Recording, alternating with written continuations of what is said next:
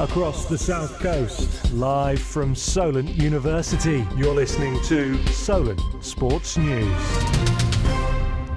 Good afternoon, it's 3 o'clock. I'm Ethan Moss-Wills with your Solent Sports News headlines, and this is our final bulletin of the day.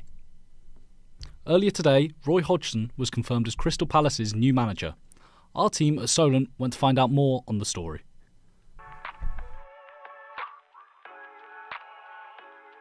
Crystal Palace have reappointed Roy Hodgson as their new manager until the end of the season. This will be Hodgson's second spell at Palace after he left the club back in 2021 after 4 years in charge. The Eagles finally decided to sack previous manager Patrick Vieira following a run of 12 games without a win. Former striker for the London side Clinton Morrison had this to say on the return of Hodgson. Not every fan's going to be happy because obviously you move on and you want to evolve as a team, and that's what Palace have done over the last couple of years, but they're in trouble. And if they think Roy Hodgson's the man to get them out of trouble, he's got that experience. So, yeah, you wish him well. The former England manager will need to hit the ground running as Palace are currently only 3 points above the relegation zone with 10 games to go. The 75-year-old will begin his second stint at home against Leicester City when the Premier League returns on April the 1st. There have been mixed opinions about Hodgson's return. This is what one fan had to say. We've got a run of winnable games now. You know, we've had a tough run, and you know, we've got some. If he starts picking up some wins now, he's going to look like a hero and get the job beyond, you know, this season in my view. And I just don't know how that is progressive from the football club's perspective. Keeping with the manager theme, Antonio Conte's fate at Tottenham Hotspur is due to be decided in the next 24 to 48 hours. Conte's relationship with the club and its players has taken a big hit following their 3-3 draw to bottom of the Premier League, Southampton. After the game, the Italian manager criticised his players and the owner of the club. They don't want to play under pressure. They don't want to play under stress. Yeah, it's easy in this way. And Tottenham's story is this. 20 years that there is the owner and never won something. But why? It has also been reported that Conte has already left the country, which is a big indication that his time at the club may have ended. Daily Telegraph's chief football correspondent Jason Burt gave his outlook on the situation. I think it's probably come to a head a bit quicker than we did expect, but Antonio Conte has flown back to Italy, to his home in Turin, and I think that will be it. I think now he'll be negotiating his departure from the club.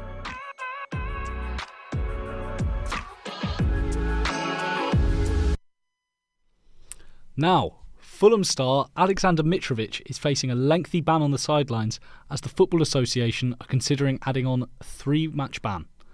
The Serbian striker got sent off in Fulham's 3-1 FA Cup defeat at Old Trafford after a push on the official. The chief executive of the charity, Ref Supports, Martin Cassidy, admits strong action is needed.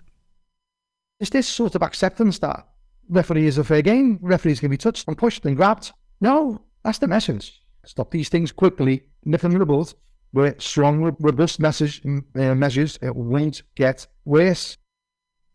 Now, in recent news, Manchester United have been subject to a potential bidding war, with 5 parties officially involved. Here's our United expert, Callum Bates, with more on the potential takeover. Thank you, Ethan. The Glazers' ownership is seemingly coming to an end, and that's many United fans got their smile on their faces. The Glazers have a billion debt. They have a lack of planning in terms of helping out with the stadium and the training ground that used to be state-of-the-art, which is obviously no more. The Glazers' ownership of the Premier League club has been deeply unpopular from the start with the Florida-based family in the 17-year reign. And that has included fan protests, enormous debt, and declining performances on the pitch, which they haven't improved on.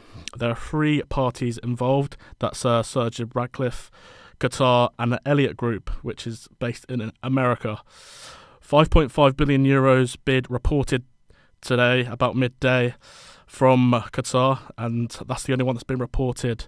There has been a deadline of 9 o'clock tomorrow night for all bids to be put in. Both Qatar and Sergio Ratcliffe were visited Old Trafford to see the ground, to see all the staff, and most importantly to meet the manager, Erik ten Hag. And so, Ethan, we will see who will be the next owner of this massive club. Well, Cal, that all sounds very exciting. Now, on to a bit more excitement. 10 fans of Southampton and Spurs have been bailed following a violent brawl that broke out at 6 p.m. on Saturday. The clash occurred soon after the 3-3 draw at St Mary's Stadium. Our reporter Charlie Clayton has interviewed the owner of the Oxford Brasserie restaurant, who was present at the time. Suddenly people start throwing chairs, punching each other, and a big, about 25, 30 people. So yeah, it was just unexpected really, because football matches, they tend to be okay, to be honest, and never had issues really. So yeah, unfortunately you just need two stupid people to kick off and then start the fight really. So yeah, it was quite terrible as well, because it was a big time, for us, particularly having the full restaurant, and obviously, guess being able to see that is no good for the business really. As a result of that, 10 people have been bailed for this incident, including one person who actually, a 61-year-old, actually went to hospital as well. So it's a very serious incident that occurred. Unfortunately, police normally tends to hang about before the matches. The response from them at that time, it wasn't as expected really, so it took a little bit while for them to arrive. So that's another thing that could be done, is police hanging about after the match as well as before the match really, which I mentioned to them when they pop in on Monday. So yeah, unfortunately it was not a good thing. Well, nobody likes to see those scenes, but we go live to Charlie Clayton at the scene of the crime. Yeah, hi Ethan. Right now I am at the scene of the crime, as you said, Oxford Street, just outside the terrace terminus as well. And it was 10 fans have been bailed, 10 fans have been bailed from this incident, and a 61-year-old was taken to hospital. It occurred at about 6 p.m, just after the 3-3 draw, as you always said as well. And when I was speaking to the owner as well, he was talking about the fact that the businesses, they're just innocent people at the minute outside the mailroom and the London hotel as well. Like, it's their businesses, they were not in the wrong at all. And it was just the fact that it did kind of affect them as well, because no one wants to see these scenes at all, and they need to be wiped out sooner rather than later really. And also it was London had they spoke to them as well. They haven't really been in recent contact with them, because it's their business at the end of the day, and they didn't really want to add any more gossip, shall we say. So really this needs to be wiped out completely, and some serious punishment needs to be put into place for those fans involved. Thank you. Thank you, Charlie. Now, on to another of Solent's own stories. Solent's football team recently won their second straight league title. Now they set their sights varsity again, in the University of Bournemouth. Jack Bunclark reports.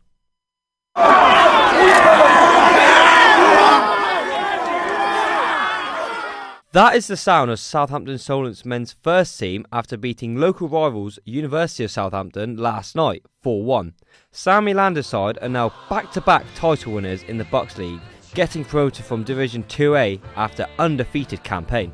Here is what the manager thought of their superb season after claiming local bragging rights. Yeah, really positive to be fair, and I think that display almost summarises our season a little bit, where we've been given a lot of adversity in terms of injuries and poor refereeing, and a lot of things are stacked against us, but the resilience of the lads that crossed the white line for me is second to none. So yeah, for them, brilliant, and I think they've epitomised what we've wanted to sort of show, which is credit to them. Solent have been ruthless in their pursuit of clinching the league title this season, winning 9 out of a possible 10 games. The side who play at Test Park have only dropped 2 points all campaign, with a goalless draw against fellow South Coast side Bournemouth University. This was their penultimate game of the season, which was played last Wednesday, where they drew 0-0 after a tight encounter. I'm Blaine Olben. I've been doing the media. I think Bournemouth, without sounding like the style of play, obviously the pitch was absolutely terrible. I mean, you can't really say that thing, but I think the standards, the style of play we play with football-wise is, they just weren't for us. I think you can't really play football, you can't really coach how you play with football. It just depends on what you do in the day. At the end of the day, we got a clean sheet. We didn't lose, so I think the boys, fair play to them, and yeah, we didn't concede. Despite a minor blip, with a loss at Cardiff in the Cup, it has been an incredible season for the boys in red as they succeeded over their league rivals again. What can I say about this season, really? It's been absolutely unreal. That was left-back Louis Moore, who evaluates another brilliant campaign for the league winners. All of the lads, you could tell, wanted to win the league from day one. We discussed it in the changing room in pre-season. We all said we want to win the league. I think as soon as we stepped out onto the pitch in our first game against Gloucester, I think everyone showed that. And it's just continued since. We haven't really taken our foot off the gas at all. With the varsity around the corner on the 10th of May against Bournemouth University, manager Sam Melander has one clear message for his players before the South Coast derby. Bournemouth, we're coming for you.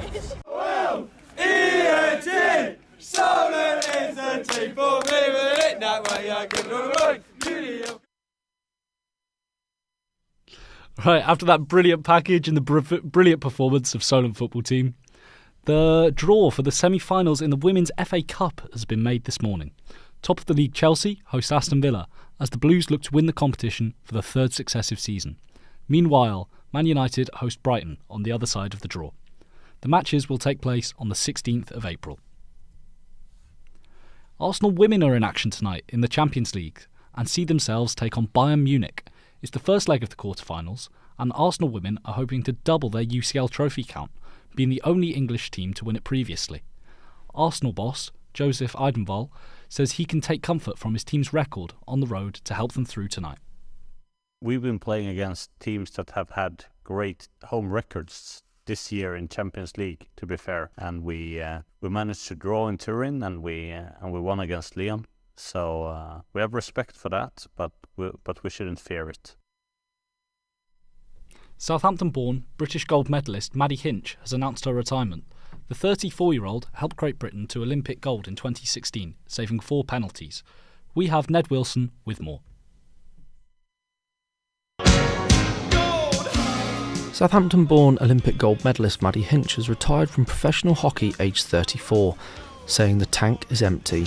Hinch became an all-time great of the sport after saving 4 penalties in the 2016 Olympic final to win GB's 4th gold medal in the sport. Hinch comes out to meet her, then retreats. And that will do very nicely indeed. England are the champions. Maddie Hinch is the hero of England.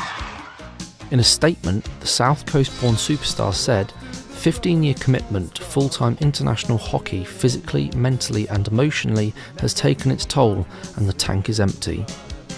Being from Southampton, she has been a great inspiration to many from the area, including Solent women's hockey captain Katie Milburn. One of the main reasons I sort of got into hockey was from Maddie Hinch. I just was really inspired by her as she saved 4 penalties in the 2016 Olympics, and I feel like she's inspired me and younger girls to get into the sport. This has been Ned Wilson reporting for Solent Sports News.